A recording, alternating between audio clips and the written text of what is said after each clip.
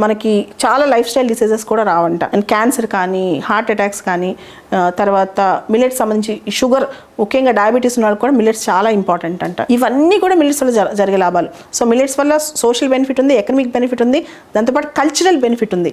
Cultural benefit అంటే మనం లక్ష్మీదేవుల్లో ధాన్యలక్ష్మి అంటాం, దానిలో మిల్లెట్స్ కూడా ఒక భాగం. మనం కొత్తగా ఏది కడుతున్నా సరే అన్ని రకాల నవధాన్యాలు తీసుకొచ్చి అక్కడ వేస్తాం. దానిలో సబ్ గ్రూప్ ఒక మిల్లెట్స్ అనమాట. దాంతోపాటు మన కల్చరల్ సిగ్నిఫికెన్స్లో ఇప్పుడు ఆడపిల్లని అత్తగారింటికి పంపించేటప్పుడు రకరకాల ధాన్యాలు మూటకట్టి పంపుతాం, అక్కడ కూడా కొన్ని మిల్లెట్స్ వాడతాం. ప్రతి దానిలో అరుణాచల్ ప్రదేశ్ అలాంటి ప్లేసెస్లో పండగల టైంలో మిల్లెట్స్ సంబంధించిన ఫ్లోర్ని, మిల్లెట్స్ సంబంధించిన బెవరేజెస్ని కూడా వాడతారంట. డ్రింకింగ్, ఇంటాక్సికేటెడ్ డ్రింక్స్లో కూడా మిల్లెట్స్తో పాటు డ్రింక్ తయారు చేస్తారంట. ఇవన్నీ కూడా మన కల్చరల్ సిగ్నిఫికెన్స్ అనమాట. సో మిల్లెట్స్కి భారతదేశానికి ఒక రకమైన సంబంధం ఉంది. అందుకే మన ఫైనాన్స్ మినిస్టర్ మిల్లెట్స్ని శ్రీ అన్న అని పిలిచారు. అంటే ఫైనెస్ట్ ఆఫ్ ఆల్ గ్రెయిన్స్, అన్ని గ్రెయిన్స్లో గల్లా ఇది చాలా విలువైనది, నాణ్యమైనది అని పిలిచారనమాట.